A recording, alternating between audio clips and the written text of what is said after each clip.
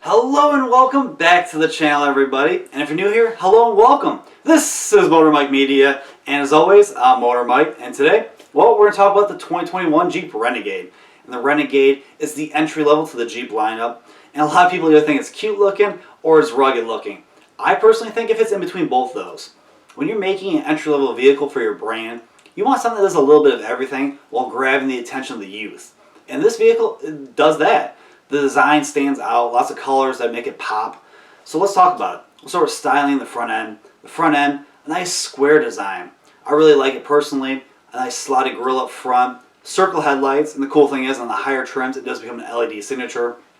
The lower bumper, it can go from kind of bare bones to kind of sporty to pretty luxurious. Now the side profile. The side profile, a nice boxy silhouette, which I personally like. Pretty simple body lines, but I like the wheel wells. They're squared off, so it's a rugged look. And the tail end.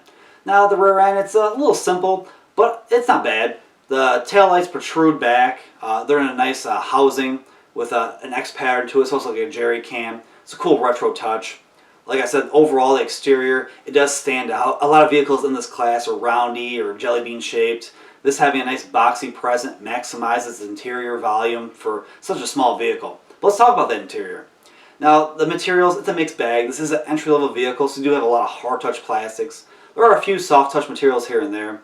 You have a nice steering wheel in front of the driver. On the higher trims, it is leather-wrapped. You get some good buttons. They feel pretty decent. And the gauge cluster. I like the gauge cluster. A nice helper screen in the middle, large and in charge, with analog gauges off to the side, and the Uconnect system. Even on the base model, you get the Uconnect system. It's a smaller screen on the base models, and you can option in, or on the higher trims, get the large and in charge Uconnect. It's a cool look to have the larger screen in here, and it's a nice system. I've talked about a lot of times. Uconnect, you can grab icons, move them around. You can personalize it to your wants and needs. Below there, hard touch buttons, knobs and stuff like that. I always like to see hard touch buttons in a vehicle. And a regular gear selector, guys. A lot of vehicles, they go in the knobs or buttons. It's good to see a regular gear selector here. Now, the interior, it's very similar to the Compass or Cherokee in design. It's not a bad looking interior. For its class, it does stand out. Let's talk some numbers. What's it going to cost you to get a base Renegade? A base Renegade is a sport model, and that's just under $23,000. It's a little bare bones, but there's a lot of different trims to choose from. You can get trims that just stand out or a little bit more unique in design. You can get some trims that are a little bit more luxurious, have a little bit more features for you, or some trims that are just something a little bit different to have. But on the top trims, you get two to pick from. You have the Limited. Limited is more luxurious, has all the options, the leather seats and stuff like that. Or the Trailhawk. The Trailhawk's the one I'd pick from. Now both those models are the same price. They're $29,195. So just under $30,000, you can get either a luxurious version or an off-road version. Now let's talk about the off-road version real quick. Basically it's the most off-road oriented. It's got the most advanced four-wheel drive system. Lots of different modes to help you get through roots, mud, snow, whatever obstacles are in your way. That vehicle has about 8.7 inches of ground clearance. It has the best approach, departure, and breakover angles. I'll throw those on screen for you guys real quick. That's the one I personally would get if I got a Renegade. But let's talk some other numbers. Basically, there's two engines to choose from in the Renegade lineup.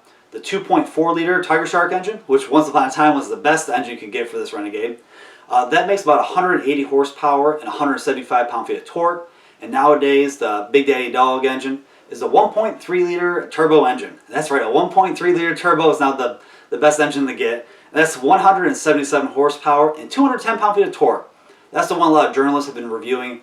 They like that engine. It doesn't sound the best, but overall, its responsiveness, its power is a little bit better than the Tiger Shark engine.